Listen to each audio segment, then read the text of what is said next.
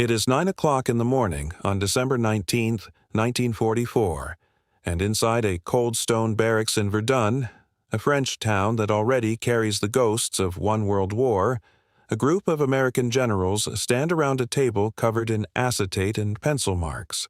Snow is falling outside. A single stove struggles to warm the room, and most of the men keep their greatcoats buttoned to the collar. On the easels behind them sit the situation maps prepared by General Kenneth Strong, the British officer serving as Eisenhower's chief of intelligence, showing a red gash torn through the American front in the Ardennes. 4 days earlier, few of the officers in this room believed the German army capable of mounting a major offensive at all. Now, 250,000 German soldiers and nearly 1,000 tanks are pouring through the forests of Belgium and Luxembourg, and a vital road junction called Bastogne is about to be surrounded. Dwight Eisenhower turns to George Patton and asks a single question. How long would it take the Third Army to break off its own attack, pivot 90 degrees, and drive north to relieve Bastogne? Patton does not hesitate. 2 divisions, he says, within 48 hours. The room falls quiet. Omar Bradley, ever cautious, assumes it cannot be done and offers 72 hours instead, and even that strikes the assembled staff as close to impossible in the depths of a European winter, on icy roads, with no air cover. What none of them fully grasp yet is that Patton is not improvising. Sitting in a folder back at Third Army headquarters in Nancy is a set of contingency plans already drawn up, already war-gamed, already waiting. The foundation of that plan is a piece of paper that history has largely overlooked in favor of the tanks and the generals. A map, built from painstaking intelligence work that predicted this German attack a full week before it happened. When German commanders eventually learned how quickly and how completely the Americans responded, several would describe the maneuver as something they had believed no army could execute in winter. This is the story of that map, the men who built it, and the 72 hours that followed. Maps, in most retellings of the Second World War, are treated as scenery. They hang behind the generals in newsreel footage, colored arrows sweeping across them to show where armies moved and when. What they rarely show is the far slower, far less cinematic process that produced them. The daily grind of collating prisoner statements, aerial photographs, radio intercepts, and captured documents into a single coherent picture of what the enemy might do next, not merely where he happened to be standing. A situation map updated carelessly could cost thousands of lives. A situation map updated with genuine imagination, built by an officer prepared to draw an unpopular conclusion and defend it to a demanding commander, could alter the course of a battle before the first shot was fired. That is precisely what happened in Nancy in the second week of December 1944, in an unremarkable headquarters building that history has largely allowed the tanks to overshadow. By December 1944, the war in the West had settled, in the minds of most Allied commanders, into a matter of time rather than doubt. Paris had fallen in August. American and British spearheads had crossed into Germany itself in September. Bradley's staff spoke of Germany as a beaten enemy, a regime running on fumes, and Eisenhower's own intelligence summaries in the weeks before the attack described the Wehrmacht's capacity for offensive action as negligible. The Ardennes sector, 85 miles of dense, snow-choked forest with a road network so thin that armies had traditionally avoided it, was treated as a place to rest exhausted divisions and blood-green replacements rather than a front line to defend in depth. 4 divisions, some worn down by the fighting in the Hurtgen forest, others newly arrived from the United States and yet to fire a shot in anger, held a line that in a more active sector would have needed 3 or 4 times the manpower. The problem was not a lack of raw information. Aerial reconnaissance, signals intercepts, and prisoner interrogations had all produced fragments suggesting a German buildup east of the line. The difficulty was interpretation. Across Allied headquarters, that same fragmentary evidence was being explained away. Surely, the reasoning went, Hitler had nothing left to attack with. Surely those reserves and refitted panzer divisions gathering in the forests of the Eifel were being held back to counter the next Allied push into Germany, not massed for an offensive of their own. It was, as more than one post-war historian would later put it, not so much a failure to collect intelligence as a failure of imagination, a refusal to believe that a nearly beaten enemy might still have one desperate throw of the dice left in him. Whole armies were about to pay for that assumption in the opening days of the battle, when total surprise handed the Germans 50 miles of ground and encircled thousands of American troops before most Allied commanders had even accepted that a major offensive was underway. The scale of the miscalculation is worth dwelling on, because it makes the exception all the more striking. Some 600 miles of front stretched between the North Sea and Switzerland by mid-December, held by 48 Allied divisions, and the overwhelming weight of intelligence attention was fixed eastward, on where the next Allied push into Germany itself might be launched, not on where a defeated enemy might strike back. Weather, too, played its part in the deception, since thick cloud and fog grounded the aircraft that would ordinarily have spotted a buildup of this size, and the Germans deliberately moved their reserves at night to compound the problem. Even a captured German order confirming that a major offensive was underway, seized by American troops on the very first afternoon of the attack, was initially waved away by staff officers unwilling to accept that the war's final act might not yet have arrived.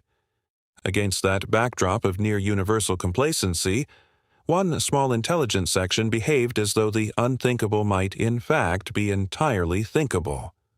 One command chose not to share that assumption. At 3rd Army Headquarters in Nancy, the intelligence section, known in Army shorthand as G2, was run by a soft-spoken colonel named Oscar Koch.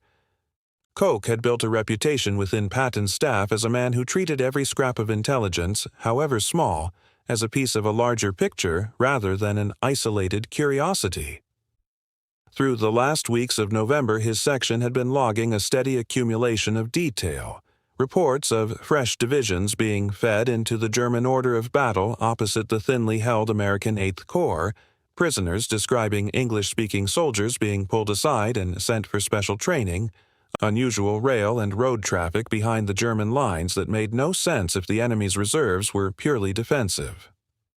On December 9th, a full week before the German guns opened fire, Koch presented his conclusions to Patton directly. The Germans, he argued, were assembling for a major counteroffensive, and the most likely point of attack was precisely the quiet, thinly defended Ardennes sector that neighboring headquarters had all but written off as a rest area. What Koch produced was not a single dramatic document but a composite intelligence picture, built layer upon layer onto the standard G2 situation map, the kind of working chart that every headquarters kept updated with colored pins, unit symbols, and estimated enemy strengths. On Koch's map, unlike those hanging in neighboring headquarters, the German reserve divisions were not treated as a passive backdrop. They were plotted as a coiled, mobile threat with the road network available to them and travel times calculated in hours, not days. It was the difference between a map that recorded where the enemy happened to be and one that asked, urgently, what the enemy could do next with what they had. Patton, convinced by the analysis, quietly ordered his own staff to begin drafting 3 alternative attack plans, each assuming a different axis for a possible relief operation should the Germans strike in the Ardennes. It was a piece of foresight that violated no orders and drew no attention, because on paper, 3rd Army was still fixed on its own eastward offensive towards the Saar. Underneath that routine planning, however, sat the seed of the maneuver that would astonish friend and enemy alike within a fortnight. The map itself, if a modern viewer could stand in that Nancy headquarters and examine it, would look deceptively ordinary, roughly the size of a large dining table, pinned flat and covered in acetate overlay so that grease pencil markings could be wiped clean and redrawn as fresh reports arrived through the day. Colored symbols denoted divisions, red for the enemy and blue for friendly forces, with unit strengths, supply states, and estimated readiness scrawled alongside in a shorthand that only trained G2 staff could read at a glance. What made Koch's version unusual was not the symbols themselves but the questions his section asked of them. Where a conventional situation map might record a panzer division as stationary, resting 20 miles behind the line, Koch's staff annotated it with the roads available to it, the fuel and rail capacity feeding it, and the number of hours it would need to reach any given point on the American front.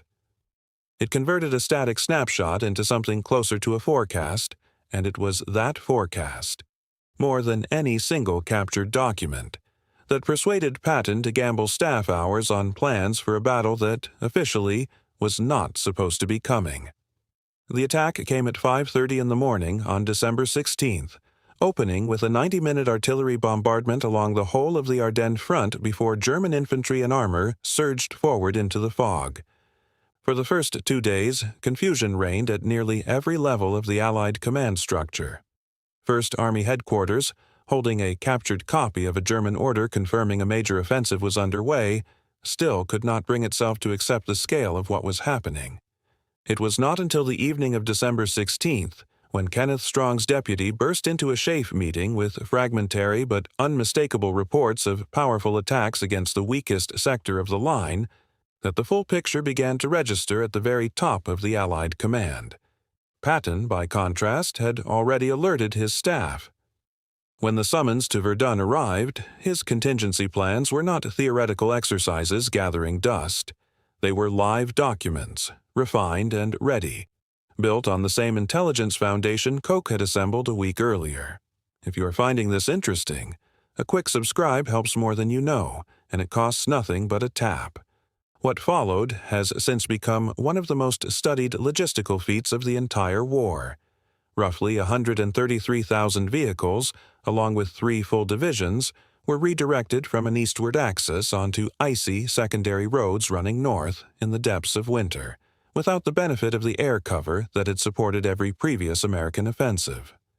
Convoys drove through the night with headlights taped to slits, engineers cleared and repaired roads as columns advanced, and staff officers who had spent the war learning the plodding rhythms of set-piece attacks were asked to improvise an entire army's redeployment in under 3 days. Patton telephoned a single coded instruction: play ball, and the machinery he and Koch had quietly prepared for a week began to move. Elements of the 4th Armored Division reached the outskirts of Bastogne on December the 26th, opening a narrow corridor to the besieged defenders of the 101st Airborne Division, who had already refused a German surrender ultimatum 4 days earlier with a single word of reply that needed no elaboration. German commanders, for their part, had built their entire operational timetable on the assumption that no Allied army could respond to a major breakthrough for at least a week, perhaps longer, given the state of the roads and the customary caution of Allied planning. General Hasso von Manteuffel, commanding the 5th Panzer Army and one of the more capable German field commanders of the war, had calculated his advance towards the Meuse around exactly that kind of delay. The sight of an entire American army disengaging from one offensive and striking hard from an entirely different direction within 72 hours did not fit any operational model German staff officers had drawn up. Prisoners taken during the relief of Bastogne reported that their own commanders had been told an American counterattack of that scale, and speed was simply not achievable in winter conditions, a judgment that, once proven wrong, forced a hurried and costly reshuffling of German reserves to meet a threat their planning had assumed away entirely. The comparison with the northern shoulder of the battle is instructive, and not to Field Marshal Montgomery's credit in terms of speed, whatever the wisdom of his caution.